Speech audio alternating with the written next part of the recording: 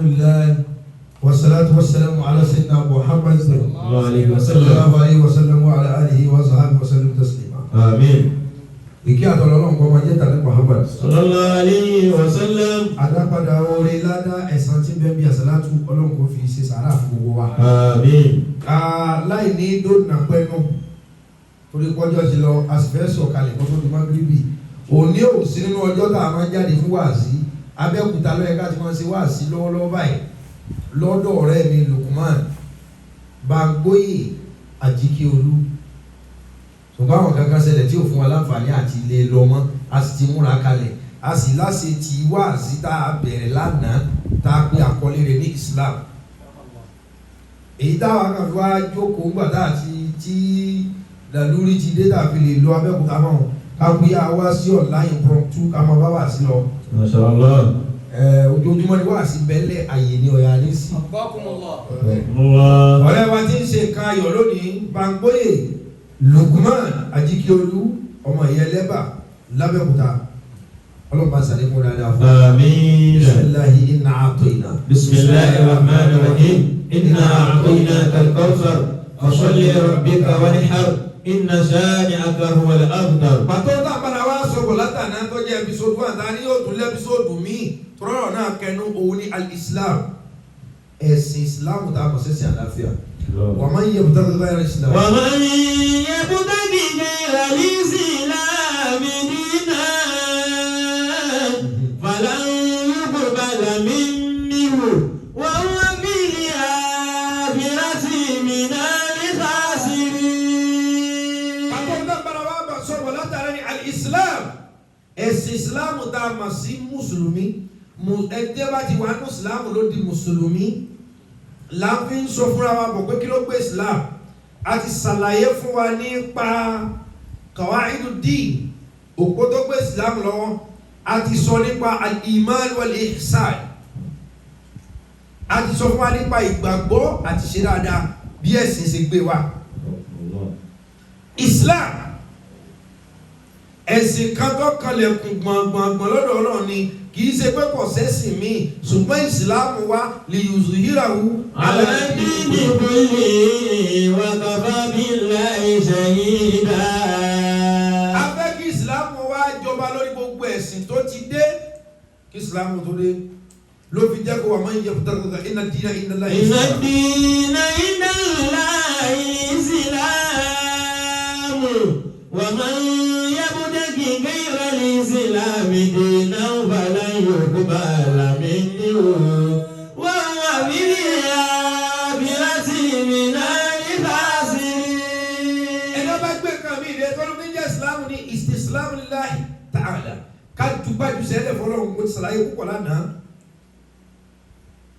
Ẹni ọba wa gbé nǹkan mi ìdè yàtọ̀ sí Ọlọ́run ọba òdodo tọ́lọ́run lòun sí yàtọ̀ sọ́lọ́run. Falan yuqbala minhu. Ọlọ́run ò ní gbà lọ́wọ́ ẹni tí ó bá gbé ìsìlámù ẹ̀sìn òdodo ẹ̀sìn ìmọ̀ Ọlọ́run lọ́kàn tí ó bá gbé lé Ọlọ́run ò ní gbà lọ́wọ́ ẹ̀. Wa huwa fil akhirati minal khasirin. Yóò kábàámọ̀ yóò wà nù ẹni òfò yóò wà nù ẹni àdánù tó bá ní ọjọ́ àjíǹde. Ìní bẹ́ẹ̀. Èé wá ṣe bí ìsìlámù ṣe dáa tó kí ló táwọn èèyàn tẹ́wọ́ gbà á. A sọ bí ìsìlámù ṣe tó nílẹ̀ bòmí àpẹtẹ a kọ́kọ́ fojú ilẹ̀ yìí wò. Èé ṣe bí ìsìlámù ṣe gbogbo ayé mùsùlùmí lọ ẹ̀kún ọjẹ́ torí gbogbo àwọn ànábì Ọlọ́run mùsùlùmí ni wọ́n gbogbo ayé mùsùlùmí lọ ẹ̀kún ọjẹ́ ṣùgbọ́n ìwà mùsùlùmí lónìí òjúwe bí ìsìlámù ṣe jẹ́. Ìsìlámù apá kejìlá ń sọ̀rọ̀ nípa ìpa 2 episode 2 gbogbo wa la kú ọlá Jímọ̀ lónìí òní ọ̀sán wá sí rere. Àmín. Ìsìlámù lọ ẹ̀ gbogbo ayé ọmọ ṣe but ìsìlámù dá mùsùlùmí ọ̀dá ló fi jẹ́ pé tó bá jẹ́ pé ọwọ́ mùsùlùmí lọ́lọ́run gbé ìsìlámù lé ní ìsìlámù ọba ti bàjẹ́. Tó bá jẹ́ pé mùsùlùmí ni wọ́n fẹ́ fi réètì bí Ọlọ́run ó ṣe fẹ́ràn ìsìlámù tó jẹ́ ẹ̀sìn rẹ̀ tó Ọlọ́run gan kórìíra ìsìlámù. Tó bá jẹ́ pé ìwà tó wà lọ́wọ́ mùsùlùmí lónìí Ọlọ́run fẹ́ fi ṣèdájọ́ rẹ̀. Because tá a bá wọnú Suratu Saf kan tó bá sọ̀rọ̀ wọ́n pè wallahu yutimmu nurahu wallahu kariha. Wallahu yutimmu nurihi walau kariha al-kafirun. Ọlọ́run ọba lọ́ba tí ń sọ ẹ̀sìn rẹ̀ torí wípé gbogbo àgbáyé dìde pé àwọn fẹ́ paná ẹ̀sìn. yuriduna liyutfi'u nurallahi biafwahihim. gbogbo àgbáyé fẹ́ paná ẹ̀sìn ìsìlámù tọ́lọ́run gbé wá tí ó bá jẹ́ pé ti mùsùlùmí lọ́lọ́run fẹ́ fi ìsìlámù ṣe ni ìsìlámù ò ní rè ní torí mùsùlùmí èsì ọmọ dáadáa. tí ara rẹ̀ wò nílẹ̀ Yorùbá yìí wọ́n tún á máa sọ wípé ohun tọrọ àwọn mùsùlùmí fi bà wọ́n lẹ́rù ni pé ní bẹ̀ wọ́n kí wọ́n gbọ́. ẹlòmíì náà sì tún máa púrúfù ẹ̀ bẹ́ẹ̀ pé kò sí tẹ́lẹ̀ sọ nígbà mùsùlùmí ni but ìsìlámù pírìtì àforíjì ṣùgbọ́n lọ́dọ̀ tiẹ̀ o kò sí ohun tí ń jà àforíjì forgiveness is a sin ní lọ́dọ̀ tiẹ̀. tó bá jẹ́ pé irú tiẹ̀ yìí ni wọ́n bá fi ń dájọ́ ẹ̀sìn ìsìlámù ọ̀bá máa ní ẹ̀ka kọ̀bá máa léwé kọ̀bá máa lépo nílẹ̀ yìí. yuriduna liyutfi'u nurallahi biafwahihim wallahu mutimmu nurihi walau karihal kafirun. èmi Ọlọ́run ọba fúnra mi èmi ní sọ ẹ̀sìn náà torí ẹ̀sìn Ọlọ́run ní Islam kìí ṣẹ̀sìn tiwa Ọlọ́run ló ní à ń bá a ṣe é ní. tó ẹ pẹ́ sìn tó ẹ pé àdáró ni yóò ti dàrú but Ọlọ́run ló lẹ́sìn ẹ̀ ó lè mi ni mò ń tan ẹ̀sìn mi ò kódà bí gbogbo aláìmoore bí gbogbo òbílẹ̀jẹ́ bá fẹ́ paná ẹ̀sìn ẹ máa wo lásìkò tí wọ́n fẹ́ paná ẹ̀sìn lára igi láìláìlá láwọ̀ jáde ọ̀sẹ̀lẹ̀ sẹ́sìn mí rí lára àgbọn aláwọ̀ jáde lára òkúta láìláìlá láwọ̀ Muhammad Rasulullah láyọ̀ jáde gbogbo nínú omi kọ láìláìlá láwọ̀ adìẹ ń pèrún ara ewúrẹ́ láìláìlá láwọ̀ àbí aláwọ̀ jáde ìyẹn ni wallahu mutimmu nurihi walau karihal kafirun. ẹbí fúnra mi ní máa mójútó ẹ̀sìn mi kódà bí gbogbo kèfèrí bá dáwọ́ jọ pé àwọn panẹ́ tó bá jẹ́ pọ́wọ́ wa lẹ̀ sí àwa tá a ná inú àwẹ̀ nìkan ni mùsùlùmí máa ń promote wáàsí tó bá jẹ́ pé tiwa Ọlọ́run fi ṣe ìsìlámù ọba máa tàwé kọ̀ ọba máa tàwé Ọlọ́run lèmi ní máa tan ẹ̀sìn náà. wallahu mutimmu nurihi walau karihal kafirun. ohun tí mo fẹ́ ká mọ̀ ni wípé ẹ̀sìn ti dá ṣùgbọ́n kò sẹ́ni tí ó daṣọ ìbò ẹ̀sìn àfàwátà ń ṣẹ̀sìn. akọrin kan akọ ẹ̀. wa ma faddala al-rijala illa rijaluha wa ma faddalu al-rijala illa rijaluha. wọ́n ní bàbá fọlọ́ àròyá ilá àríjà àlùhá wọ́n ní tẹ́ ẹ bá wọ̀ ìlú kan tí wọ́n bá ní ìlú yìí mà dá o wọ́n ní ìlú kankan ò dá. illa rijaluha. àríjà àlùhá wọ́n ní àwọn aráàlú yẹn lọ dá lẹ́ẹ̀mọ́ fi sọ pé ìlú yìí mà dá o. wa illa fala fadilu litubin ala tubin wa illa fala fadilu litubin ala tubin. wọ́n ní ìlú kan ò dá àwọn tó kò sílùú burúkú wọ́n burú ìlú báyìí ìlú yẹn kọ́ torí ìlú yẹn gangan ọ̀fàsọ̀yà mẹ́yàn kan lọ́rùn àwọn aráàlú ni ò dá ìkún tí mo lè fi ìsìlámù wé lónìí nù ìsìlámù da ọ̀pọ̀lọpọ̀ àwa tá à ń polongo rẹ̀ láàdá tílé bàbá kálukú ló ń gun kálukú kì í ṣe pé ẹ̀sìn ní ń gùn wa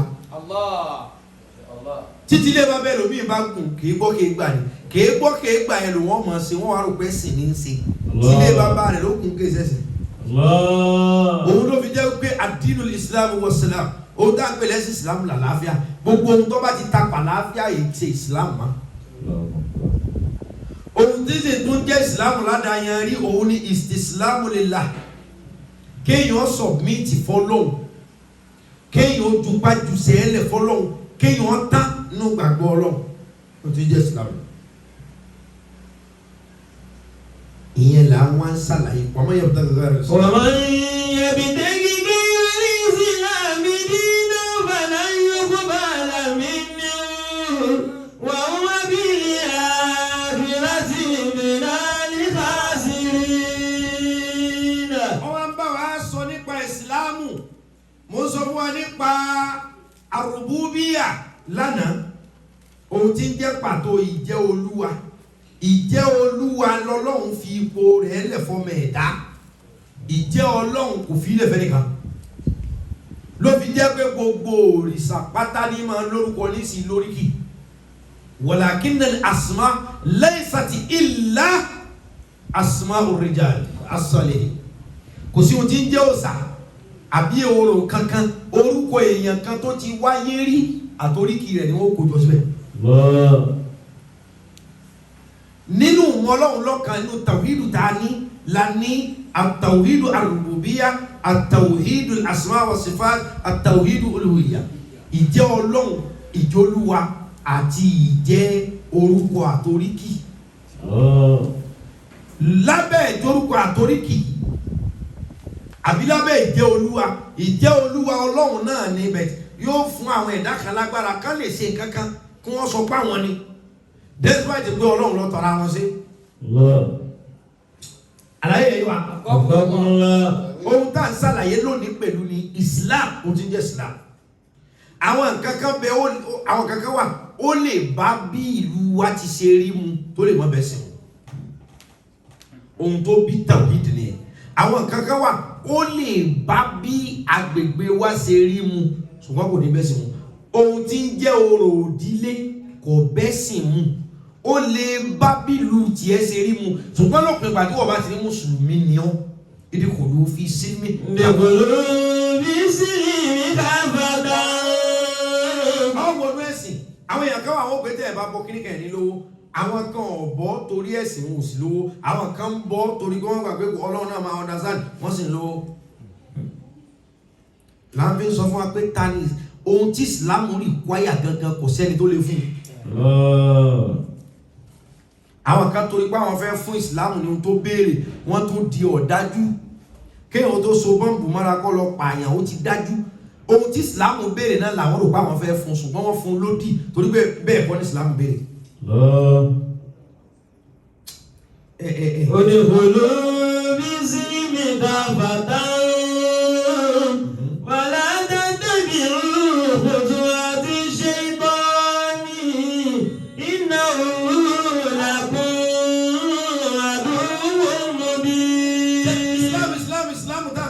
ẹ̀sìn ní orúkọ ẹ̀sìn ní ọwọ́ wá pẹ̀lú orúkọ Ọlọ́run tí jẹ́ assalam gbogbo ohun tó bá ti lè yàtọ̀ sí pé kálàáfíà ọjọba kó kírun jù bẹ́ẹ̀ lọ bá jẹ́ pé pọ́blẹ́mù àbí threat ni wọ́n jẹ́ fún àlàáfíà nonsense ló ń ṣe kò sí ohun tí ń jẹ́ ìsìlámù gẹ́gẹ́ sàlám. àlàáfíà ní jẹ́ ìsìlámù orúkọ ẹ̀sìn ní wal islam huwa dinullahi al-khatim wọ́n lè rí ẹ̀sìn tá à ń pè lẹ́sìn ìsìlámù yìí òun lẹ̀sìn Ọlọ́run tó wá sí ilé gbogbo ẹ̀sìn tó sẹ́kù àwọn ẹ̀sìn tí ń bẹ kí ìsìlámù tó dé ìsìlámù ló wá yanjú ẹ̀ ní kindergarten iléèwé ni nursery iléèwé ni primary school iléèwé ni secondary school iléèwé ni higher institution bíi polytechnic iléèwé ni ẹni ó lọ polytechnic ẹni ó lọ university ju ẹni ó lọ polytechnic lọ ẹni tó lọ crèche àtẹni tó lọ primary school ìyàtọ̀ mẹ́mẹ́ kámá ti sọ ẹni wá enroll fún PhD doctorate master degree ẹ̀kọ́ náà ni wọn Islam ló pín ẹ̀sìn highest of religion you can acquire is the religion of Islam. But al-Islam huwa dinul khatim ẹ̀sìn Islam yóò lẹ̀sìn tó sì lè gbogbo ẹ̀sìn wọ́n wá khatimatul adiyani as-samawiyya òun gan lẹ̀sìn tó wá fi di gbogbo ẹ̀sìn yòókù òun ní gbogbo ẹ̀sìn yòókù kó sínú ẹ̀ tí wọ́n fi dòdìdì ohun tí ń jẹ́ Islam yẹn wa man yabtaghi ghayra al-Islam. Wa man yabtaghi ghayra al-Islam dinan falan yuqbala minhu wa huwa fil akhirati minal khasirin. bí Islam ṣe wá ń bọ̀ Islam jáde bí ẹran tó lókun lọ́rùn wọ́n á fi rán ànábì kan. wa rasuluhu Muhammad bin Abdullah sallallahu alayhi wa sallam. ànábì tí wọ́n fi Islam rán òun ni Muhammad wa huwa khatimul anbiya bí Islam ṣe jẹ́ khatimul adiyani tó jẹ́ seal of all religion bẹ́ẹ̀ ni Muhammad wa jẹ́ khatimul anbiya, only the seal and the last prophet. Allah. Wa rasul àtọ̀jíṣẹ́ al-mab'usu rahmatan lil alamin, agbe dìde rahmatan lil alamin, kó lè jẹ́ ìkẹ́ fún gbogbo ayé, gẹ́gẹ́ bọ́lá ti sọ fún wa fúnra rẹ̀, qala Allahu ta'ala wa ma arsalnaka illa rahmatan lil alamin. Ìwà Ànábì àgbé òdìdé illa rahmatan lil alamin, àfi kó jẹ́ ìkẹ́ fún gbogbo ayé. Gbogbo anybody tó bá ròyìn Ànábì bí ṣídà pẹ̀lú ilé kókó, Ànábì kọ́ ní ròyìn. Sallallahu alayhi wa sallam. Wa ma arsalnaka illa rahmatan lil alamin. Ọlọ́run wa Ànábì àsọ ẹ̀ kalẹ̀ fara ayé, àfi kó jẹ́ ìdẹ̀ra, àfi kó jẹ́ happiness. So anybody tó bá fi lè ròyìn Ànábì ní ròyìn wípé dàrú l'Ànábì, Ànábì kọ́ ní ròyìn. Sallallahu alayhi wa sallam. Kódà lásìkò tó yẹ ká Ànábì ọjà kọjá, àwa láṣẹṣẹ Ọlọ́run ló ṣẹ̀ṣẹ̀ gbà ló jà fún. Ọlọ́run ló jà fún. Lásìkò tó yẹ kọjá kọjá. So ìyẹn lára yà kan fi wá tó ẹ pé ohun tẹ dìmúnú tẹ fi ya wèrè, kò ìsìlámù àlàáfíà, gbogbo ohun tó bá ti lè tako ìsìlámù kì í, tó bá ti lè tako àlàáfíà kì í ṣe ìsìlámù. Aya kan wa ó ní Muhammadu Rasulullah walladhina ma'ahu. Muhammadu Rasulullah walladhina ma'ahu ashiddaa'u 'alal kuffar ruhama'u bainahum tarahum ruk'an sujadan yabtaghuna fadlan minallahi wa ridwanan simahum fi wujuhihim min athari sujud dhalika mathaluhum fit-tawrati wa mathaluhum fil-injil كزرع أخرج شطأه فآزره فاستغلظ فاستوى على سوقه يجيب الزراع ليغيظ بهم الكفار وعد الله الذين آمنوا وعملوا الصالحات منهم مغفرة وأجرا عظيما. Rasul Islam huwa Muhammad. Ànábì tí Islam tó gbé Islam wá ní Muhammad.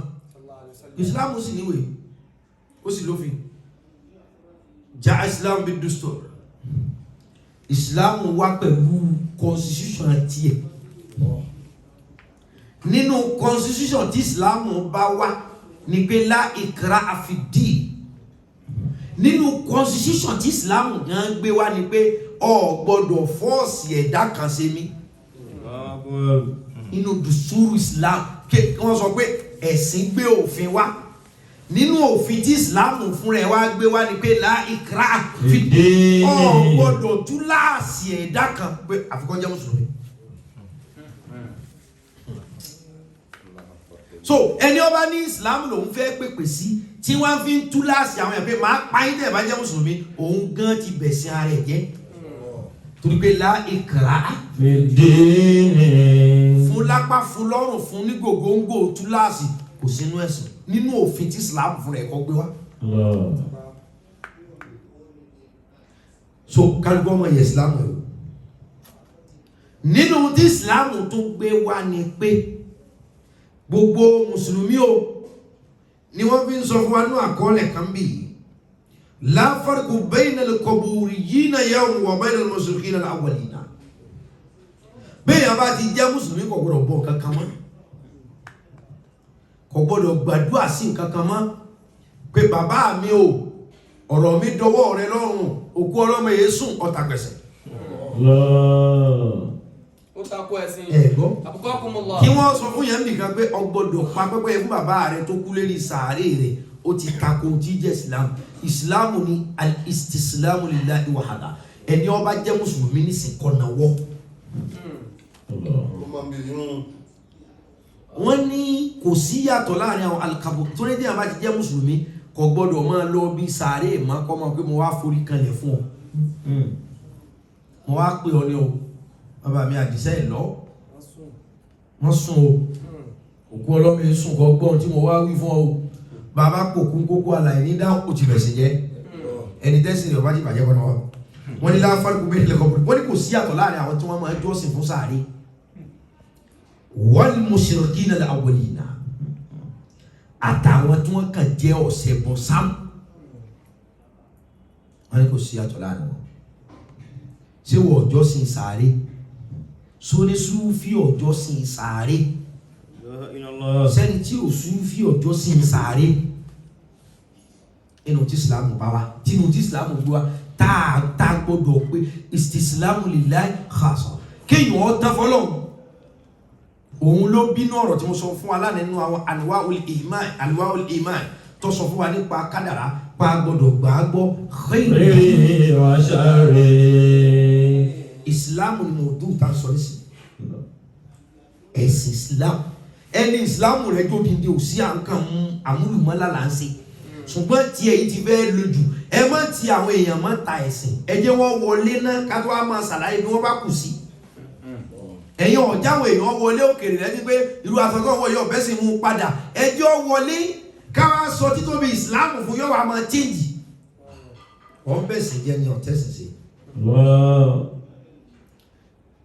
Ìsìlámù wá lódìndín ẹ̀sìn ṣùgbọ́n àwọn kankan ti ṣáájú Ìsìlámù inú ẹ̀ ni mo fẹ́ ọmọ èèyàn mo fẹ́ ọmọ èèyàn rọ́gbìbà ojú kòkòrò pé mo fẹ́ lówó mo fẹ́ dàbáyò mo fẹ́ dàbáyò ní oníjọ́ ọmọ èèyàn ó lè gbà fọ́lọ́hun tán ohun tó wu ọmọ èèyàn ní oníjọ́ ó lè gbà fọ́lọ́hun tán torí èyí tó wù tọ́lọ́hun ọba fẹ́ ṣe yọ gbìyànjú àti wà lọ ọ̀dọ̀ tọ́lọ́hun dá pé bọ́lọ́hun ọba ṣe ó yẹ kó gùn ó lè ṣe ojú kòkòrò mo fẹ́ wa gan ló jẹ́ àgbà pé Ọlọ́run pọ̀ pé kìí ṣe ọ̀kan but Olúwa làwọn yẹn wọ́n yìí sọ Ọlọ́run ipò Ọlọ́run ọ̀kan ni ṣùgbọ́n ipò Olúwa òun lẹni tọ́lọ́run ti kó àwọn nǹkan kan lé lọ́wọ́ tí wọ́n lè dọ́dọ̀ rẹ̀ kọ́ tọrọ tí ó kó lè dọ́dọ̀ rẹ̀ kọ́ tọrọ ẹ̀ tí ó fún ọ láì níṣẹ́ sọ pé Ọlọ́run ṣe kí n fún un Ọlọ́run náà ló ti parí ẹ̀ sọ́dọ̀ ẹ̀ bẹ̀ ọdọ̀ ẹ̀ ni wọ́n ti béèrè bí kí bàbá sọ pé ṣebí mi ní ń bọ́ yín ohun tóun fi ń bọ́ yín ta ló pèsè rẹ̀ fún but òun ní ń bọ́ yín lóòótọ́ tó bá dìsáìdì kó wò ní fún yín ebi ọ̀pá yín Olúwa lòun kì í sọ lọ́hùn ipò Olúwa yẹn lọ́lọ́hùn mi pín fún gbogbo ẹ̀dá òun ló sì bí ayé Al-Qur'an khalaqal mauta wal hayata liyabluwakum ayyukum ahsanu amala wa huwa al-azizul ghafur. Àti kú àti àyè liyabluwakum gbélé mi Ọlọ́run fi dá yín wò. Ayyukum ahsanu amala. Ayyukum ahsanu amala. Kálí wẹ̀ tó sì dáadáa nù yín o. Huwa al-azizul ghafur. Àlàyé ọ̀rọ̀ yẹn yé wa báwo Islam là ń sọ nípa torí mo ti ń jẹ́ Islam ní kéèyàn tán fọ́lọ́run ẹni ó tán fọ́lọ́run ní ìsìnkú ọ̀nà wọn. Kéèyàn sin Ọlọ́run nísìnyí pé mò ń sin ọbọ̀ ti jẹ́ mò ń sin ọbọ̀ ṣe tó òun ní jẹ́ Islam. Ta ni ń sin Ọlọ́run pẹ̀lú bọ́lọ̀ ti rí nísìnyí kálukú kódà lómi ń kírun torí pé ó nídìí owó kì í ṣe pé kírun pé Ọlọ́run mò ń kírun fún ọ. Epo nídìí owó ló fi ẹlòmí ń gbà wẹ̀ torí pé ó ní ohun tó fẹ́ gbà lọ́dọ̀ Ọlọ́run pé ẹ̀yà gbà wẹ̀ fọlọ́run ẹ̀yà gbà wẹ̀ méjì kìí ṣe pé wọ́n kàn wọ́n pé Ọlọ́run èmi fẹ́ sìn ọ́ ẹni tí ọba tí ì sin lọ́run nísìnyí pé mo fẹ́ sìn ọ́ pé ò lẹ́sìn ẹni tí máa ń sin èmi Ọlọ́run nítorí ohun tó fẹ́ gbà lọ́wọ́ mi gàràjé ló lò rúfè ni kìí ṣẹ̀sìn torí tá a bá fún ní ohun tó fẹ́ sẹ́ kò ní sìn wá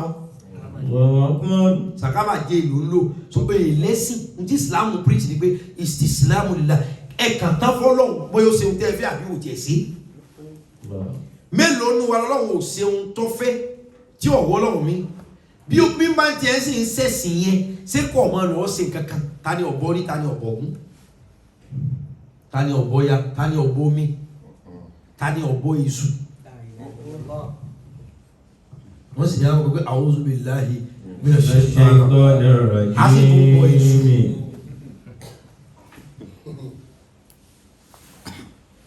Islam ló wá mú gbogbo ayé kúrò nínú òkùnkùn Ànábì kan ló gbé Islam wá torí pé Islam yẹn lè zùzìhìrà wú. lè zìhìrà wú aládìní gbòòrì wàdà.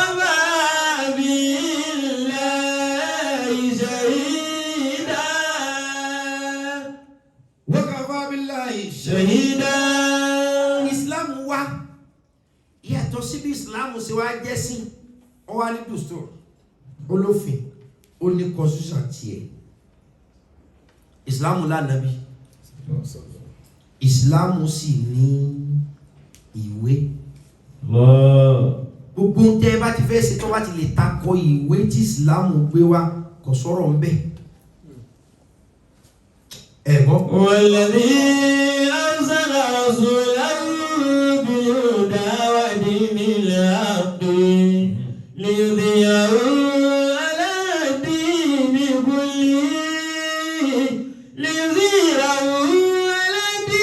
كله وكفى بالله شهيدا.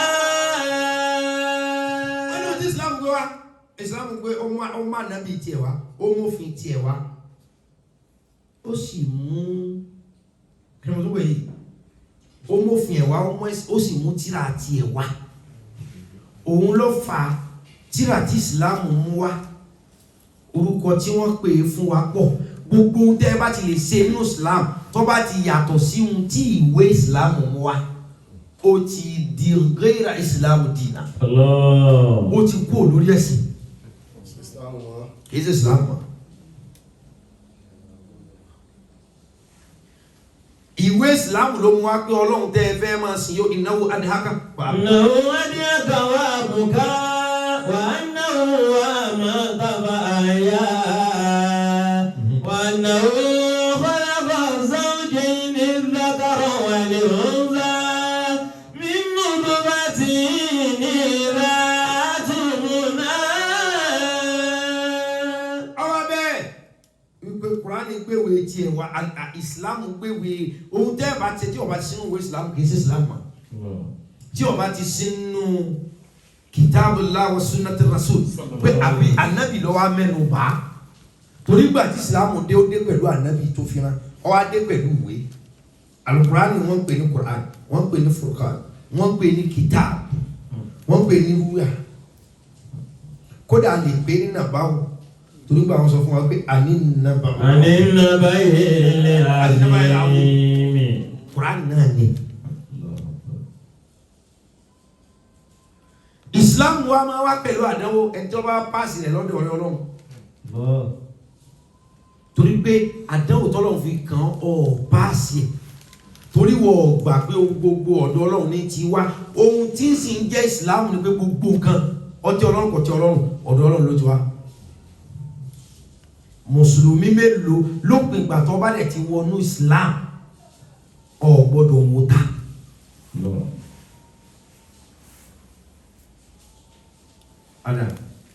Al-Qur'ani sọ̀rọ̀ kan bí ní kàmá.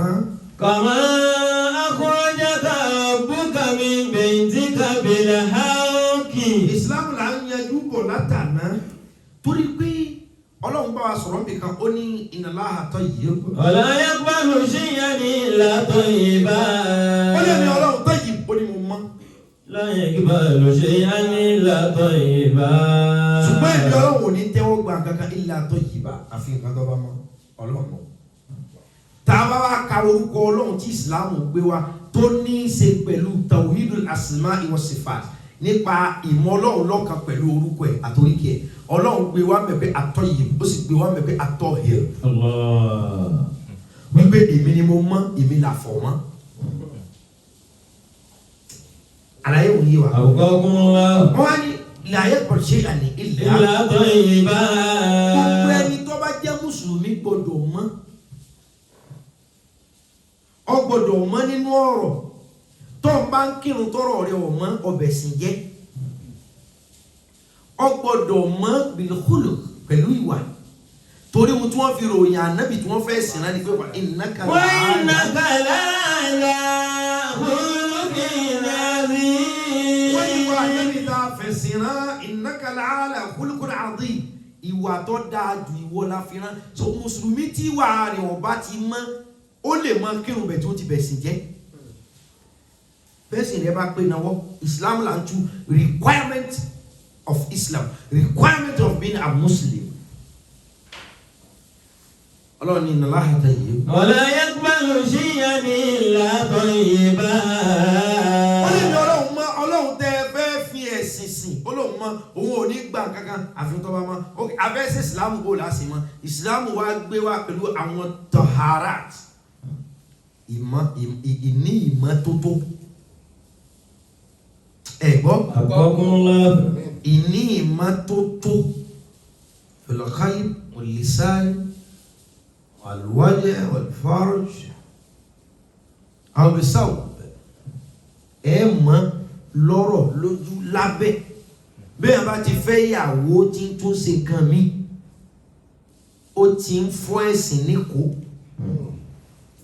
ó lè máa sọ pé àwọn ẹ̀kọ́ náà understand bẹ́ẹ̀ ni wa huwa al-hakimul alim ọlọ́run ní òun lọ́ba tó ní understanding jù kìí ṣe ìlẹ́sọ̀kọ́ ẹ̀kọ́ yé ọlọ́run náà lópin ìgbà tó bá ti wọ oko tí ọ̀yẹ́kọ́ wọ̀ ó sì dọ̀tí ìsìlámù wá débi tọ̀hárát pẹ̀lú mímọ́ torí wípé ohun tí jẹ́ ìsìlámù ní ká kọ́kọ́ mọ́ yá hàn rẹ̀ wò sí òsí àlìfàsá mẹ́ torí pé èmi ọlọ́run tẹ́ ń sin àlìjánà mo fẹ́ fi san ilẹ̀ san ẹni ọba dẹ̀ ti wọ àlìjánà inú tí ó jẹ́ ká àlìjánà ọmọ ajá àlìjánà náà ni pé la yasma'una fiha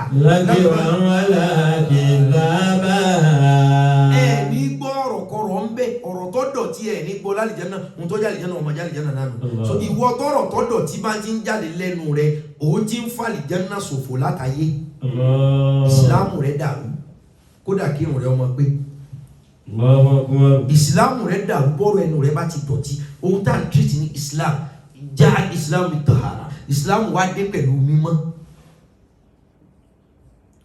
báwo ni mímọ́ ìsìlámù ṣe bẹ̀rẹ̀ àkọ́kọ́ a ní gúúsùlù dìníyà máa àkàníà a ní ìwẹ̀ ẹ̀sìn ẹni tí ó bá jẹ́ mùsùlùmí ní bíbí tó bá ṣẹ̀ṣẹ̀ fẹ́ jọ ìsìlámù ó ní bẹ́ẹ̀ ṣe mọ́ra fún bí ìgbà táláboyún bá bímọ tí wọ́n ń jó ara fún bẹ́ẹ̀ ní ìsìlámù náà ní pé ẹni tí ń ṣe nǹkan kan bọ̀ wá ẹni tí ń bọ òòṣà kó tó sọ náwó sókè pé mo gbà fọ́lọ́ wahdahu la sharika lahu lahul mulku wa lahul hamdu yuhyi wa yumitu wa huwa ala kulli shay'in qadir ẹni tí ń ṣẹ̀sìn kan kó tó gba ìsìlámù ó ní bẹ́ẹ̀ ṣe mọ́ra fún torí inna Allaha tayyibun wa la yaqbalu shay'an illa tayyiban. ìsìlámù dé pẹ̀lú ìmọ́ra ìṣèmọ́tótó ó ní ìwẹ̀ táwẹ̀ fẹ́ ni wọ́n bá ṣẹ̀ṣẹ̀ gbẹ̀sìn wọn ìwẹ̀ fún ọ tó fi jọ ẹ̀sìn ó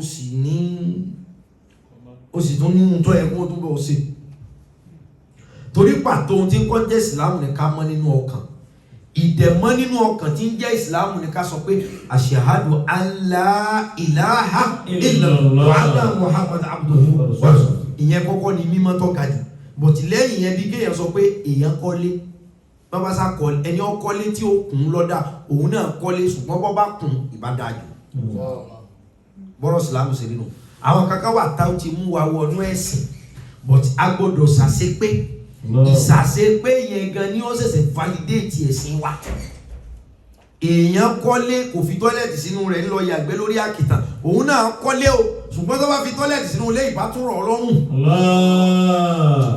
ẹ̀tíkẹ́ẹ̀tì analysis yẹn. Allaha tayyibun wa la yaqbalu shay'an illa tayyiban. bí èèyàn bá wá bímọ tẹ́ ẹ bí sínú ẹ̀sìn ó níwẹ̀ tí ìsìlámù ní ẹwẹ̀ fún ó lè mọ́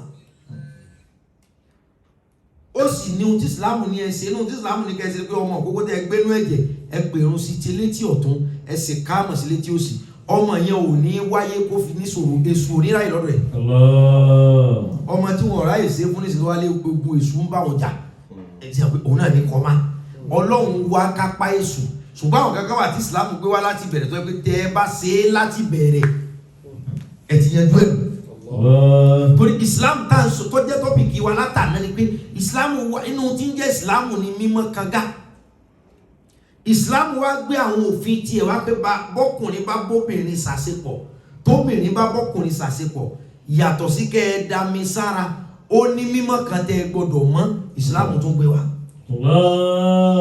bí èèyàn bá kú ní kúkú tẹ̀sìn ìsìlámù tó gbé wá pé bẹ́ẹ̀ ṣe wẹ̀ fún tí ó fi fi mímọ́ pàdé mi torí kò sí gbogbo òkú tí ò ní kú pẹ̀lú ẹ̀gbin torí ayé gan tá à ń ṣe ẹ̀gbin ẹni ọba wa kú ìsìlámù tó gbé wá pé bẹ́ẹ̀ ti wẹ̀ tí ó fi mọ́ tí ó fi pàdé ọlọ́run tó mọ́.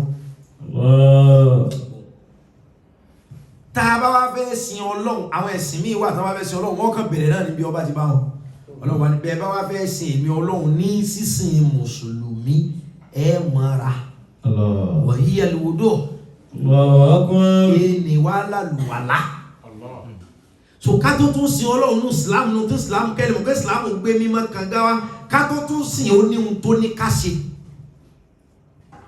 kọ́ máa jẹ́ àlùwàlá wọ́n ní arkani islam wala tasihi illa bitihara wọ́n ní kò inú ẹ̀ka islamu ó wà pẹ̀lú mímọ́ wa taharati la takunu illa bilma'i aw bitturab wọ́n ní but ìṣèmọ́tótó máa wà pẹ̀lú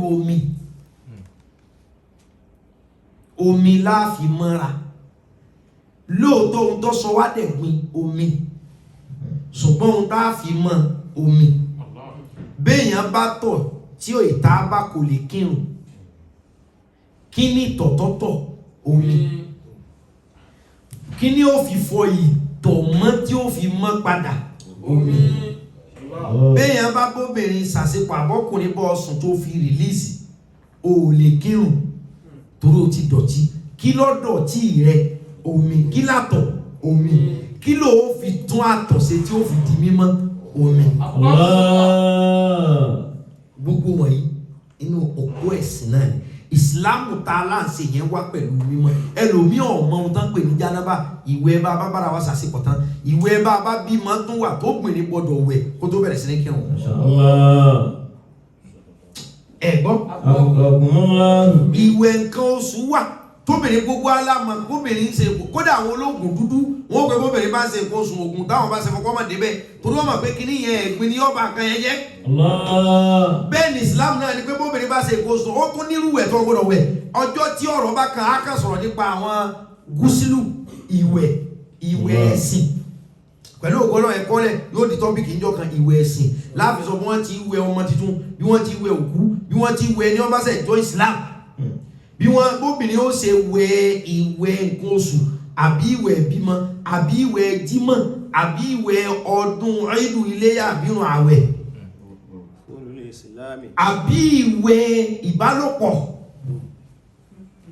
aṣọ ìwẹ̀. Inna tayyibun wa la yaqbalu shay'an illa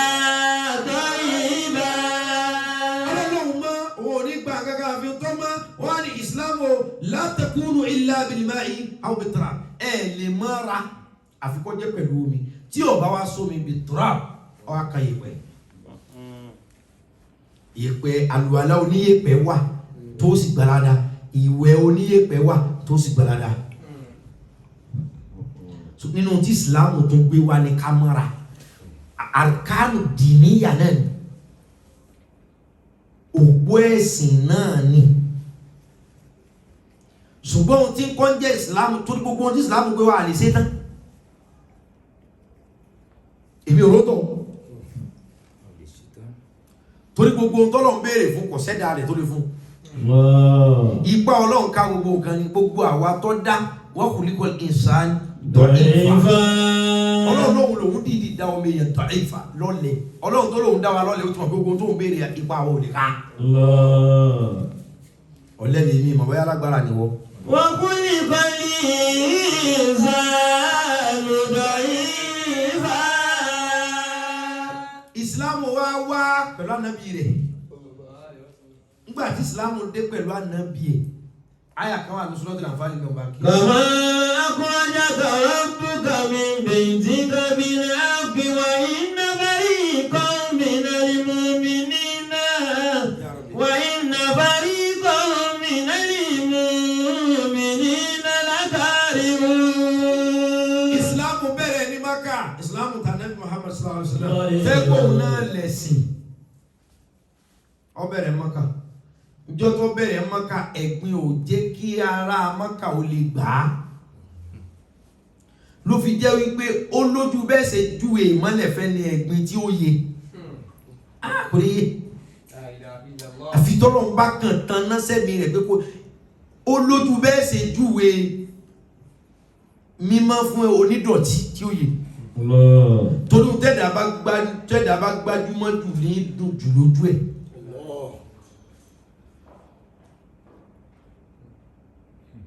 ìsìlámù bẹ̀rẹ̀ Mákà ìwà bẹ̀rẹ̀ ẹ̀mí àwọn onídọ̀tí ògbé tó ní kí wọ́n má sin òòṣà mọ́ Aláta wẹ̀lẹ̀ òòṣà Láta òòṣà Uzza àtàwọn òòṣà míì bẹ́ẹ̀ tí wọ́n ń sìn wọ́n wá ní ẹ fílẹ̀ kẹ́ ẹ gbà pé lẹ́yìn Ọlọ́run àfọlọ́run ìjẹ́wọ́ tí gbà pé lẹ́yìn Ọlọ́run àfọlọ́run bí mùsùlùmí bá ń sìn bọ nǹkan ọbẹ̀ sìn jẹ́ bí mùsùlùmí bá sì ń pa nǹkan fún nǹkan kódà kó pa adìẹ sórí àdó ọbẹ̀ sìn jẹ́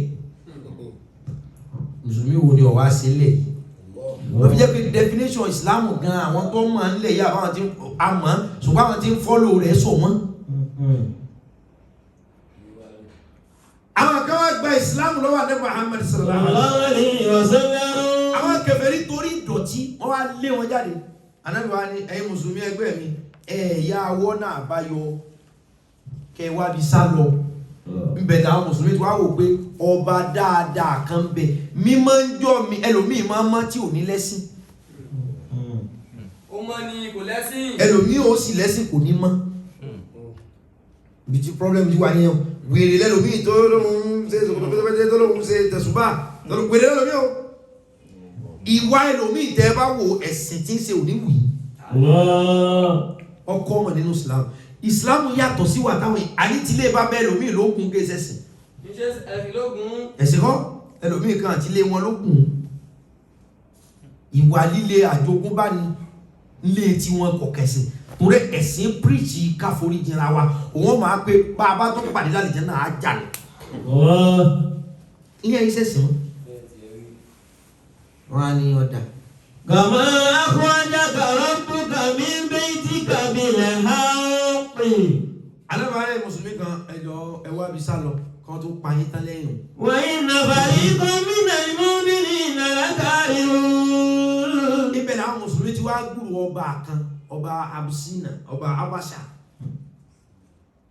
gíla gbogbo ẹ̀ Najaz bá wọn bá sálọ ọdún ẹ̀ kírísítẹ́nì lòun kì í ṣe mùsùlùmí òkèrún yìí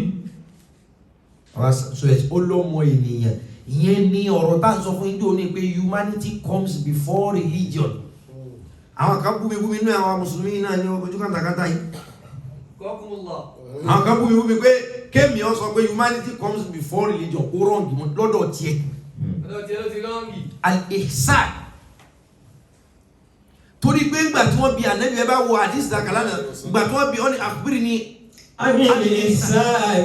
sọ fún mi kí ni ń jẹ́ dáadáa kò sì sí ohun tí ń jẹ́ dáadáa ju ìsàníyá wal khairiyya humanity náà ní jẹ́ dáadáa béèyàn bá rí ajá ordinary ajá ẹran tọ́lọ̀ ní amájì àbẹ́lẹ́dẹ́ tọ́wá dá lẹ́sẹ̀ tí wọ́n kan tó wá ń lẹ̀ lóko ò ní humanity ẹ̀mí lọ́wọ́ lára ẹ̀ ó tiẹ̀ kọ́kọ́ kéta fún àwọn kan máa tọ́jú ajá láì jájá wọ́n tọ́jú ẹlẹ́dẹ̀ láì jẹ́lẹ́dẹ̀ pé ara ní ẹlẹ́dẹ̀ yẹn ní júrì wọ́n sì tọ́jú ẹ̀ humanity nù kò ní í ṣe pẹ̀lú ọ̀rọ̀ ẹ̀sìn. Jìbìrìlù ní sọ fún mi nípa kíní jẹ́ dáadáa kíní jẹ́ al-khairiyya insaniyya wal ihsaniyya kíní jẹ́ dáadáa kíní jẹ́ jọmọnìyàn kíní jẹ́ ìfitọ́lọ́hùn sí ọwá ní. Qala an ta'budallaha ka'annaka tarahu. wọ́n ní ohun tí ń jẹ́ insaniyya gẹ́gẹ́ an ta'budallaha ka'annaka tarahu kẹ́ẹ̀sì ọlọ́run bí gbà pẹ́ rí so ẹni tó bá dẹ̀ fẹ́ sin ọlọ́run bí gbà pé ọlọ́run òun rọ́lọ́run yóò bọ̀wọ̀ fún gbogbo ohun tọ́lọ́run dá yóò rọ́lọ́run lára wọn. ọba Abasha tó jẹ́ Christian òun ló wá gba àwọn mùsùlùmí sọ́dọ̀ nígbà tí wọ́n lé wọn kúrò ní Maka. àdìsù kan wá wáyé torí ìsìláàmù ní máa gba àìtọ́kù lọ́wọ́ èèyàn tí ó fi ẹ̀tọ́ rọ́pò gbogbo wọn tó bá jẹ́ mùsùlùmí tó pera rẹ̀ ní Islam tí àìtọ́ ọ̀bá ti bọ́kù lọ́wọ́ rẹ̀ títí tó rírí ṣe ìmójútó tí ẹ̀sìn rẹ̀ ọ̀bá ti gba ìdákù lọ́wọ́ ẹ̀ kó fi dáadáa rọ́pò ó tí di mùsùlùmí gbàgbé bọ́ọ̀lù Mọ́kà rúfè ni o tí ń jẹ́ Islam là sọ yìí. Al-Ja'far ibn Abi Talib amama an-Najashi. Ja'far ló wà ní àwọn tó líìdì tó gbé Ja'far àti Usman ibn Affan ló líìdì gbogbo mùsùlùmí lọ́wọ́ bá ọba kírísẹ̀. gbogbo mùsùlùmí tẹ̀ yá wòlé kalẹ̀ tá à ń sọ̀rọ̀ Islam fún ọ sọ̀rọ̀ Ànábì sọ pé ẹ má bẹ̀rẹ̀ ká jẹun ẹ má ń sẹ́bi àkíní kan gáwó mi àyínà owó mi hùn ẹni ọba ti kọ́ọ̀sì ìjọ kan ó ti dára wọn jókòó bẹ́ẹ̀. kí kọ́ọ̀sì ọ̀sọ́ pé kéèyàn ó ṣe bí wọn. kírísẹ́nì kan ló inventi sútù ni. tó bá ti wọ sútù ọkọ́sì ẹni ó ṣe é ní odidi ká kéèyàn ọkọ́sì yàtọ̀ sí ká sọ pé bó ti kó ká sọ pé mo gba ohun tó gbé wá. Sútù ló sì wọ lọ́fíìsì. Kí mùsùlùmí ló ṣe sútù? Ó yẹ kí gbogbo mùsùlùmí ó bínú kó lórí WhatsApp. Kọ́kùnmùlọ. Mùsùlùmí ló ṣe bẹ́ẹ̀ ni ó ṣe Facebook tó ṣe WhatsApp sì sọ pé ká máa lò ó bẹ́ẹ̀ là ń lò ó. Ẹni ọbẹ̀ ti lè tẹ̀lé jọ ẹni ọbẹ̀ ti lè ṣe ohun tẹ́lẹ̀ tí kìí ṣe mùsùlùmí ni ẹ máa ṣe bẹ́ẹ̀ ó ti dára wọn. Ọ̀ya mọ́ lò mọ́ bí ajọ mọ́ lò Facebook mọ́ wọ́n gán ṣe láti di òkú yàn bàbá rẹ ló ṣe Facebook.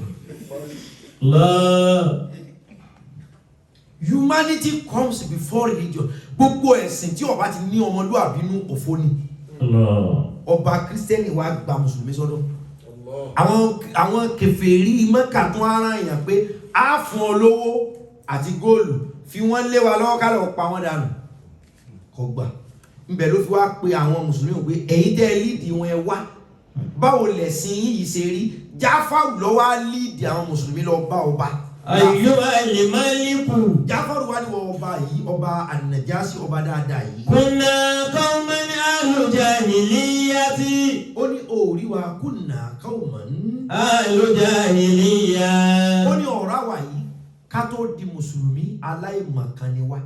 Ohun tá à ń ṣe ọ̀bọ́mọlúàbí mu kò sì bójú mu ká tó dẹlẹ́sìn. Na'budul asnama.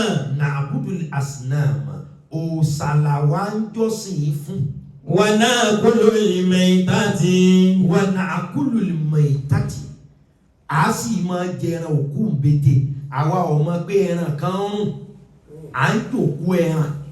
À ń jẹran ìlẹ́tọ̀. Níjọ́ náà wọ́n láwọn ará Mọ́kà máa ń mú ẹran àyè. Wọ́n jù sínú náà. Tẹ́ran yẹn wá jẹ̀ nira kú. Wọ́n ní ẹran bẹ́ẹ̀ a máa jẹ. Wọ́n láwọn ará Mọ́kà níjọ́ náà wọ́n ó gèrè igi. Wọ́n mú ẹran àyè wọ́n jùlẹ̀ ẹran yóò forí sọlẹ̀ tí ó kúkú oró àwọn ń jẹ wọ́n ní ìwà táwọn wù tẹ́lẹ̀ nù. Wa natil fawahisha. Wọ́n ní àwọn sì kún fún ìbàjẹ́ tó pọ̀. Wa naqta'ul arham. Wa naqta'ul arham. Wọ́n nílùú àwọn tẹ́lẹ̀ káwọn tó gba ẹ̀sìn yìí. Wa naqta'ul arham. Tó lóyún bá lóyún nísìnyí táwọn bá yẹ kíní kan wò pé ọmọ burúkú ló fẹ́ bí o wọ́n láwọn máa ń la inú olóyún láàyè táwọn yọ ojú ibẹ̀ nú ẹ̀. Wọ́n táwọn ò ní pọ̀ bọ́yá ọmọ ẹ̀ àwọn tí ẹ̀ fẹ́ kọ́ ọmọ ó kú náà ni táwọn ò ní bìkítà bọ́yá ìyá rẹ̀ ó kú pé ìṣe àwọn àtẹ̀sìn táwọn ṣe ẹ̀sìn tó dájú ni kí ìsìlámù tó dé. Wa nasi'ul jawar. Wọ́n ní gbogbo àwọn alábàágbé àwọn máa ń ráìdì wọn ẹni ọba ìdílé tóbi máa ráìdì ẹ̀ tí ò tóbi nínú ìlú àwọn ni. Wa yaqulu al-qawiyyu minna ad-da'ifa. Wọ́n lẹ́ni tó bẹ̀rẹ̀ ti lè jẹ́ èèyàn ńlá yóò máa gbà lọ́wọ́ mẹ́rí yóò máa fún rírí. Wọ́n lé gbogbo àwọn èèyàn ńlá ẹni ọba ìdí tóbi ó máa rẹ ẹni tí ò tóbi jẹ wọ́n ní báwọn ti ń lífù tẹ́lẹ̀ nù. Fakunna ala dhalika tab'atha Allahu ilayna rasulan minna. Ìsìlámù lásán wọ́n ní báwọn ti ń ṣe lélẹ́yìí kó tó di pé Ọlọ́run gbé èèyàn kan dìde láàrin àwọn. Na'rifu nasabuhu. Na'rifu nasabuhu. Wọ́n là mọ gbogbo àwọn nasabu a mọ gbogbo mọ̀lẹ́bí rẹ̀. Wa sidquhu. A sì mọ irú ìwà òdodo tí ń bẹ lẹ́nu a mọ gbogbo mọ̀lẹ́bí àtàwọn ọ̀rẹ́ rẹ̀ náà. Wa amanatuhu. A sì mọ irú ìṣe àti irú ìgbàgbọ́ tó ní. Wa afahu. Fada'ana ila Allah. Wọ́n lẹ́ni yìí lọ́wọ́ adé fada'ana ila Allah ni wọ́n ń pe àwọn sójú ọ̀nà Ọlọ́run. Linuwahhidahu wa na'buduhu. Wípé Ọlọ́run ọba tẹ́ ń sìn o. Linuwahhidahu wa na'buduhu. Linuwahhidahu wa na'buduhu. Hatta ba'atha Allahu ilayna rasulan zuhur. àsìkò ọdún tí ń tọ́ àbọ̀lẹ̀ nísìnyí wọ́n bá tún níjọ́ mi àdùsẹ̀ episode 3 ọ̀rọ̀ ìsìlámù làwọn náà báyìí àdẹ̀ tí ìṣòro kankan. ودعانا إلى الله نوحده ونعبده. wọ́n lè nìkan wá dìde láàrin àwọn ni wọ́n á pe àwọn sójú ọ̀nà ẹ̀tọ́ ń pa àwọn sójú ọ̀nà pé ọlọ́run ò pé méjì kò pé mẹ́ta ọlọ́run èyí sọ bá tẹ́ gbẹ̀bọ̀ lè rí ta fún ìwọ́n gbé ọlọ́run fáwọn. ونخلع ما كنا نعبد نحن وآباؤنا من دونه من الرجال والأوثان. wọ́n ní wọ́n ń mú àwọn jáde wípé ẹbọ òkúta ère táwọn àtàwọn bàbá àwọn ń sìn kò jẹ́ kí òun lọ́ọ́ dá yàtọ̀ run wọ́n lẹ́nu yìí ń júwe bẹ́ẹ̀ fáwọn mọ́. وأمرنا بصدق الحديث. wọ́n ní wọ́n ń sọ fáwọn pé káwọn jó lódodo. وأدى إلى أمانته وصلة الرحم وحسن الجوار والكف عن المحارم والدماء. ó ní ẹni yìí sọ fún àwọn pé káwọn gbọ́lọ́ngbọ́ káwọn jólóòtọ́ káwọn má máa sin àwọn èèyàn jẹ mọ́ káwọn jẹ́ ẹlẹ́tọ̀ọ́ wọ́n ní ohun tẹ́lẹ̀ yìí gbé wá nìyí. ونهانا عن الفواحش ó sì ń kọ́ àwọn pé káwọn kó mi wà bàjẹ́. وقول الزور ọ̀rọ̀ burúkú káwọn má sọ. وأكل مال اليتيم. káwọn máa jẹ nǹkan oní nǹkan mọ́lẹ̀ àbí nǹkan ọmọ òrukàn káwọn ráìdì ọmọ òrukàn káwọn ráìdì ọ̀fàn ẹni yìí ń sọ pé kò dáa. وقذف المحسنات. وأمرنا أن نعبد الله وحده لا نشرك به شيئا. bẹ́ẹ̀ni yìí pa wọn lẹ́sẹ̀ pé ọlọ́run ọba nìkan lọ́lọ́run kìí ṣe igi kìí ṣe òkúta kìí ṣe omi kìí ṣe atẹ́gùn kìí ṣe iná pẹ̀tù òun lọ́dá gbogbo ẹ̀ wọ́n lẹ́ni yìí ń fọlọ́run kọ́ àwọn bẹ́ẹ̀. وأمرنا بالصلاة والزكاة والصيام. ẹni yìí ní káwọn máa kírun káwọn máa gbà káwọn máa zàká. وصدقناه وآمنا به.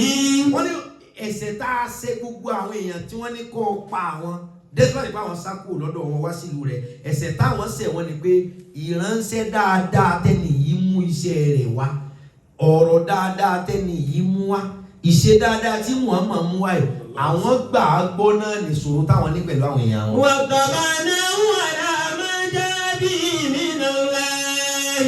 àwọn sì gbà fún àwọn tẹ̀lé pẹ̀lú tó mú wá látọ̀dọ̀ Ọlọ́run. فعبدنا الله وحده àwọn sì bẹ̀rẹ̀ sí ní sin Ọlọ́run. ولم نشرك به شيئا. àwọn láwọn ọ̀sẹ̀ bọ̀ mọ́ ń tà náà. وحرمنا ما حرم علينا.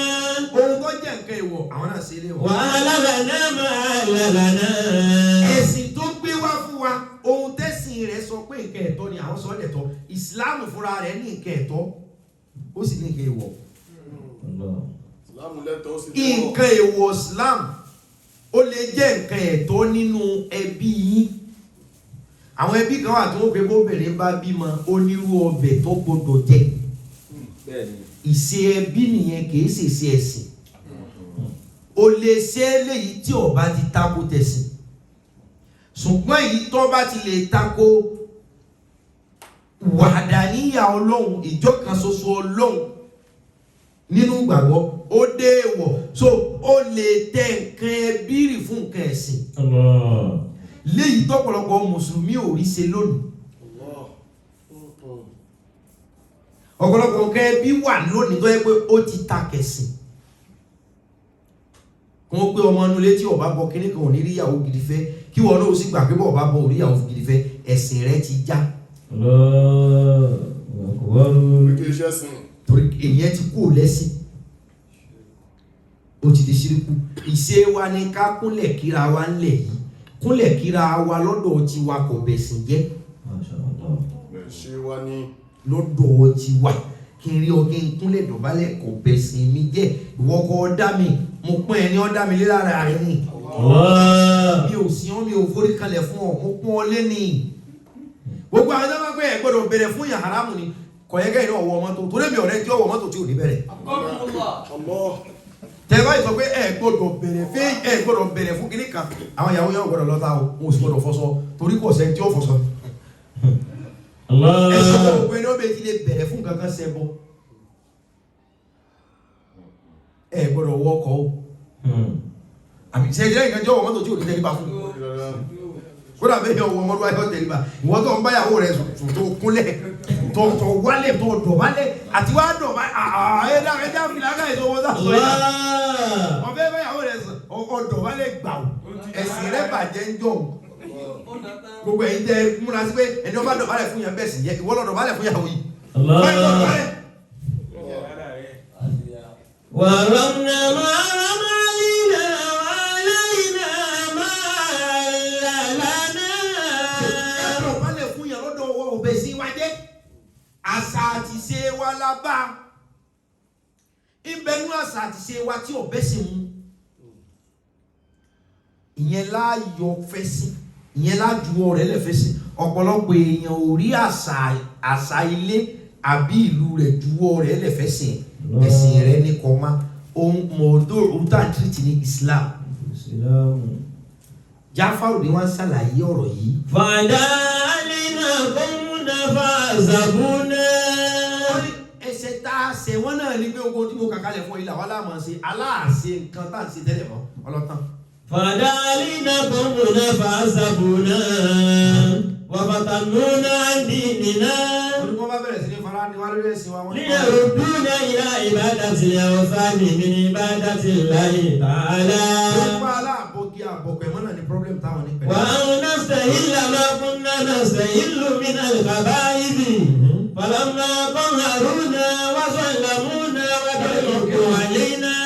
Àtúnṣe ọjọ́ mi kálí lọ kírun ń gbọ́. Wa ayyubina wa bina dinina khadina ila biladika. Ọlọ́wọ́ lé wa kó lù torí tá a sọ fún ọ yìí náà ni àpá wọn lọ́mọ torí pa aláàṣọ sàmọ́ wọn ilé àwọn kó lù. واخترناك على من سواك ورغبنا بجوارك ودعونا نسلم عندك أيها الملك اليوم أكملت لكم دينكم وأتممت عليكم نعمتي ورضيت لكم الإسلام دينا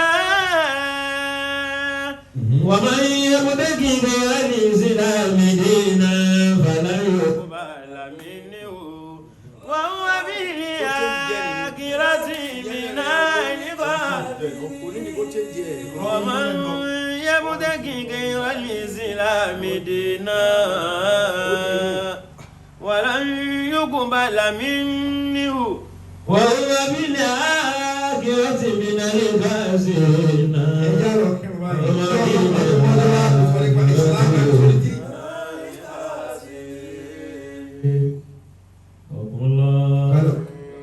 Kálọ̀ kírun. Àsìkò òun Ti wọlé. Àsìkò òun ti wọlé. Kó tó Sọ pé ó ń lọ́wọ́ mẹ́. kó tó lọ Máa lọ́wọ́. ká yanjú ẹ̀. Káyanjú ẹ̀. Ẹ̀gbọ́n tí à ń tìtì bọ̀ náà ni Islam. Nǹkan tá a ti ti bọ̀ náà ní Ìsìláàmù. Ìsìláàmù ni pàtó tá à ń sọ fúnra wa nípa ẹ̀. Wa man yabtaghi ghayra al-islami dinan. ولن يقبل منه وهو في الآخرة من الخاسرين. Ẹni ó bá gbé nǹkan mi dé lẹ́yìn Islam yóò lágùn díẹ̀. Ṣùgbọ́n kí n yanjú àdìsí ká tó máa lọ ní ìṣẹ́jú méjì. وترناك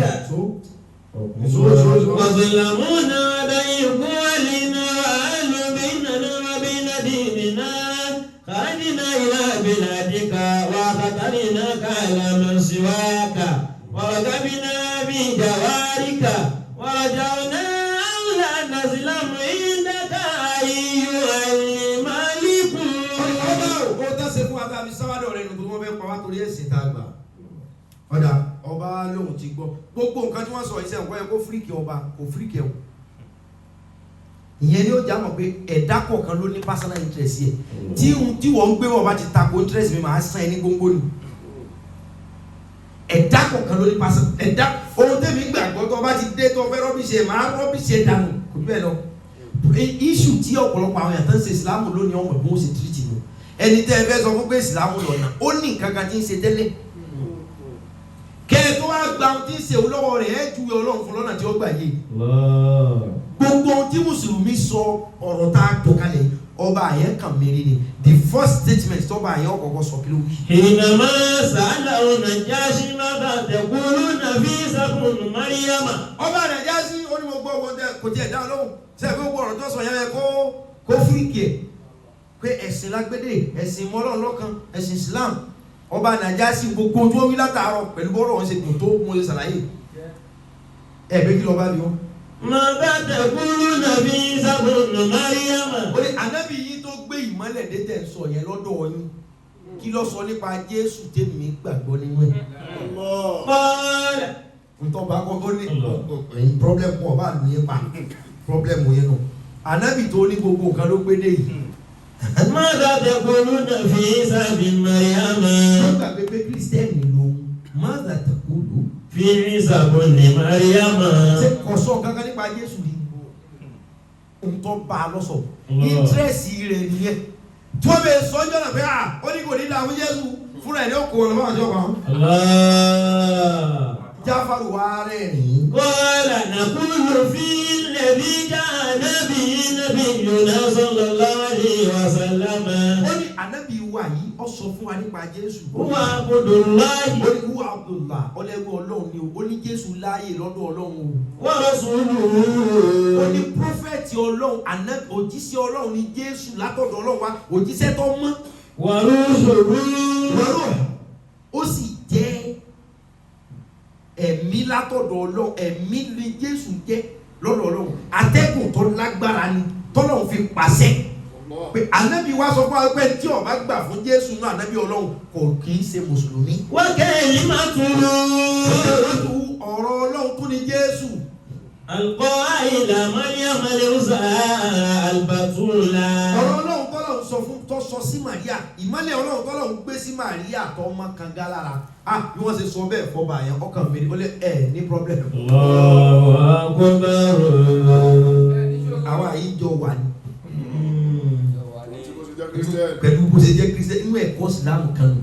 الله kéèyàn ó jókòó báyìí kó máa ka newspaper Aláàfin ọba Èkó kó máa gbé ọba lọ́ba Ọ̀yọ́. wọ́n fún ní tí ogun tí wọ́n fún lásùn jà sún lọ́wọ́ Láàfin Ọ̀ṣọ́lọ̀ wọ́n gbé ọba lọ́ba Agége èèyàn lọ́ba Ọ̀ṣọ́lọ̀ kọ́ máa sọ lọ́dọ̀ ọba Oníbàẹ̀kùn Hájì Suleiman Jàfó ọ̀tọ́rìtì kéèyàn wà lọ́dọ̀ Jàfó kọ́ máa gbé ọba lọ́ba àkọ́tún èyí tó jókòó lọ́dọ̀ rẹ̀ kọ́. Ìsọba. inú ẹ̀kọ́ ẹ̀sìn nù ọ̀dọ̀ ó fi sabilillahi bil hikma. والموعظة الحسنة tí ó bá jẹ́ pé ànábì sọ̀rọ̀ nípa Jésù pẹ̀lú òótọ́ bó ṣe mi lọ́wọ́ àyẹn fúnra ń pè mo ti káàbọ̀ ẹ wá pa wọ́n ni. torí kálukú no matter how religious you are everybody ló ní personal interest tó fẹ́ protect. tí ó bá jẹ́ bẹ́ẹ̀ kí ló dé táwọn afá gbéra wọn lọ kóòtù lónìí kì í ṣe torí ẹ̀sìn náà. àwọn gbọ́dọ̀ ìwọ́n làwọn kan tó ti lọ fọlọ́pàá rẹ̀ sára wọn àwọn afá Facebook àwọn yìí sábà Facebook. ما شاء الله nínú àwọn gbogbo ẹ̀yà àfá àwọn àti ẹja tó wá ju ẹ̀dá kan wọ́n jọ ẹ̀yà àfá Facebook ẹ má sọ̀rọ̀ ayé lọ́la ẹ wọ́n wá sí tàn ṣe kí lọ́kàn mi bọ́ bá wọ́n fi lówó fún mi problem jẹ́ nu ebi ọ̀pá mi ebi ò sí nípa mi آمين ò sí nípa àwọn tí ń bá mi ṣe. آمين ẹ̀dá gbogbo ẹ̀yà àti ẹja tó wá ju ẹ̀dá àfá Facebook ẹ̀sìn ni ẹja kọ́ra wa kọ̀ wá sí túláàsì bí ẹ̀sìn ṣèbí kọ́ sọ́ọ́ ni kémi ó gbọ́ òsí lọ́dọ̀ rẹ̀ wọ́n fi ránwọ́ kọ sọ ni kí n gbà kí sagbára rẹ̀ ìgbà nìyẹn fi mí lẹ̀ ohun tẹ́bi náà sọ yìí sọ́sọ́ pé kẹ́ ẹ gbà ntọ́nà ní wíwọ́n yín ni wọ́n wíwọ́n yín ké fáàmù kọ́ bọ́sọ̀pọ̀lọ yín Ọlọ́run lónìí yẹn الله dírẹ́fà lè tẹ tọ́tù yóò ní dáhùn ó lè tẹ bírèkì kí ní fa accident wọ́n pe bírèkì fèlì tí ẹ̀ ní kọ́ tẹ̀ kó mu ó ti parí lára instrumental kìíní ẹ má dàbà Facebook ẹsì jala àfíà òjọba àìparí Islam episode 2 ni ọlọ́jọ́ ìṣẹ̀lẹ̀ àfẹ́lẹ̀ ọ̀kẹ́ wọn àtọ̀wọ́n àgbà mi àtọ̀sẹ̀ episode 3 torí mo ṣẹ̀ṣẹ̀ ń bọ̀ ni torí nu díwánu àjáfà ti sayyidi imaamu al-arif billahi ta'ala al-sheikh Salih Muhammad Ja'far radiyallahu anhu afa Cairo ni gbogbo tírà rẹ̀ tó ṣe láyé Ànábì ní máa yìn kisimu sani ni tọwọ́ mi kisimu sani al-muhammadiyati al-jusi usabe kẹ́lì mọ iye tó ti ṣe kó tó kan ilé kisimu sani al-muhammadiyati jusi usabe Sheikh Ja'far Salih Muhammad Ja'far olóṣè díwánu Ja'fari ni àkọlé tírà yìí ìgbà tí ó wà yin àwọn tí wọ́n lọ bá ọba yìí nínú Diwanu Jafariya ó wá ní hum ahlul baytil Mustafa ما مثله في الناس أعلم لا مقام أعيب. ayé tí mo fẹ́ kí láti fi kí ọ̀rọ̀ yẹn àkèjọ episode 3 ní wàá fàyà gan tọ́lọ́ba ní ìyanjú rẹ̀ bí ìyanjú ẹ̀ náà mo lè tún mú kàn mí ibi ẹgbẹ́ lórí tọ́pìkì gan ni ọba yóò yé ni ẹtí òye kò yé nu wa ní nǹkan mi ta fẹ́ sọ ní ọ̀rọ̀ Ọlọ́run ṣùgbọ́n Diwanu Jafariya yìí. هم أهل بيت المصطفى ما مثله في الناس أعلم لا مقام أعيب. Shehu wa Salih Shehu Salih Muhammadu Jafaru ọwọ́ ni ó láwọn tí mo ròyìn tí wọ́n fo ń sọ nípa Musabu fún yín Musabu ẹnìkan là ń pè bẹ́ẹ̀ òun náà wà nínú àwọn tán sápò Mọ́kà kí Islam ò lè ráyè ní àti pé kí ni Islam fẹ́ gbà Islam fẹ́ gba devotion Islam fẹ́ gbà lọ́wọ́ wa focus and determination èèyàn ẹ ṣẹ̀sìn máa gbogbo jẹ́ n sáré yọ ẹ̀sìn lẹ̀ kí n ṣe nǹkan mìíràn kí n tó padà wá ṣẹ̀sìn èèyàn ò ní sọ ìsìláàmù kalẹ̀ kó sáré pé nǹkan mi rù torí ohun tí ó jẹ àbí tí ó mu kó padà wá gbé ìsìláàmù lọ́fà tó fi jẹ́ pé àwọn tó kọ́kọ́ kú fún ìsìláàmù láyé àwọn ni alu yesir ń sọ nípa wọn nínú episode 3 mo gbà á ládùúgbà kí n ọgbọ́n tí wọ́n fẹ́ sọ nípa ìsìláàmù káyanjú ẹnu episode 3 kàmùkàmí ìráyè kí n pẹ́ lórí tọ́pìkì àwọn alu yesir àwọn ni wọ́n kọ́kọ́ kú fún ẹ̀sìn rí tí wọ́n pè torí Islam ni wọ́n fi pa lágbájá àwọn tí wọ́n kọ́kọ́ parí nítorí Islam àwọn là ń pè ní alu yesir ìyàwó àtọkọ kó tó di pé ọmọ escape ń sọ níbẹ̀ àwọn tí wọ́n wá lọ sí ọ̀dọ̀ ọba Nàjàsí láti wá ààbò àwọn ní Ṣéhù yìí wá yìn nínú ọ̀rọ̀ rẹ̀. هم أهل بيت المصطفى ما مثله. هم ahlul baytil Mustafa ma misluhu. ó láwọn tó dààmú torí kí Islam ò lè rí bó ti rí ó láwọn làwọn ará ilé ànábì tí ò sí rú wọn. في الناس أعلم لا مقام أعيب. ó ní irú wọn ò sí nínú ẹ̀dá ọmọnìyàn láyé torí lónìí òní ọ̀rẹ́ tí ó ju gbogbo nǹkan lẹ̀ fọ́lọ́ o àwọn ìyẹn ju wọ́n tún ju ẹ̀mí wọn lẹ̀ fọ́lọ́. يهدهم الرحمن جل جلاله. يهدهم الرحمن جل جلاله. wọ́n láwọn tá à ń sọ Ọlọ́run fúnra rẹ̀ yọ́nú sí wọn ọba tó gbọngbọ́n Ọlọ́run gan parí ìdùnnú rẹ̀ lé wọn lórí torí pé wọ́n ti wú Ọlọ́run lórí. والمصطفى يرد وقوم أتنب. ó ní ohun tí wọ́n ṣe yàtọ̀ sí pé Ọlọ́run ọba yọ́nú sí wọn ànábì gan yọ́nú sí ohun tán ṣe. في مدهم لما رأوا أنوارهم. Ọlọ́run tá à ń sọ yìí ó ní ìmọ́lẹ̀ wọn ojú kan ò lè sọ pé òun ti rí ìmọ́lẹ̀ wọn rí. ومحب للقائم يتعلم. àwọn ẹni Ọlọ́run bẹ́ẹ̀ o ṣùgbọ́n kò sí ẹni Ọlọ́run tó táwọn sáré. gbogbo ẹni tí a máa sọ pé Ṣéhù yín tàbá yìí wà nẹ́bí Ṣéhù yìí lọ́kàn rárá o gbọ́dọ̀ láti wà mú sí gbọ́dọ̀ láti wà bú àkárí sí gbọ́dọ̀ láti sẹ́ni Usmanu sí gbọ́dọ̀ láti sẹ́ni náàlì sí. àsọdùn ní kẹ́rin kan wá pé Ṣéhù wá jọ́nà òun ní sẹ́ni náà bú àkárí lẹ́yìn ànẹ́bí la ẹ̀já bẹ̀rù Ọlọ́run náà. ẹni wá oríṣi ó ní ẹjọ́ fẹ́ pé kò sí Ṣéhù kan tí màkàmà rẹ̀ ọ́ ta yọ tànàbì kan lọ́dọ̀ lọ. oríṣiríṣi àwọn àkọọ́lẹ̀ àwọn Ṣéhù wa tá a gbàgbọ́ táwa náà gbà wọ́n gbọ́ tá a gbọ́ lọ́wọ́ lára wọn láta o. ṣùgbọ́n àgọ́ débi pé ogun ọ̀tá sọ náà láàyè gbàgbọ́ níbẹ̀ náà àwọn Ṣéhù wa tó sọ wípé ọ̀pá tánàbì Mùsá fi tilẹ̀ ọ̀pá àwọn ni. níbẹ̀ náà àwọn Ṣéhù bẹ́ẹ̀. níbẹ̀ náà àwọn Ṣéhù wa tí wọ́n sọ wípé ojú Àyùbá tó fọ́ ojú Yakuba tó fọ́ wà má bari àti àìnáhù ilá bi tafilati wọ́n ní kò sí ohun tó jẹ́ kí ojú ànábì Yakuba ọ̀la àbí ọjọ́ táwọn fọwọ́ bọ lójú rẹ̀ tó là níbẹ̀ náà sì wà tó sọ agbolóhùn ó lára wọn èyí ìhun la èmi bí ẹnìkan ọ̀gbàgbọ́ ọ̀sọ́rọ̀ mbẹ́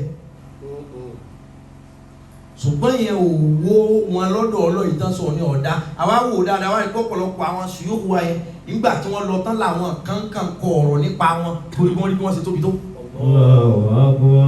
ibẹ̀ náà ṣé wa tí wọ́n sọ wípé ọkọ̀ ojú omi ànábì Nóà àwọn làwọn ń kọ̀ǹtró rẹ̀ làwọn òjò dànù. ó pọ̀ ó pọ̀ bí iye pẹ̀ gan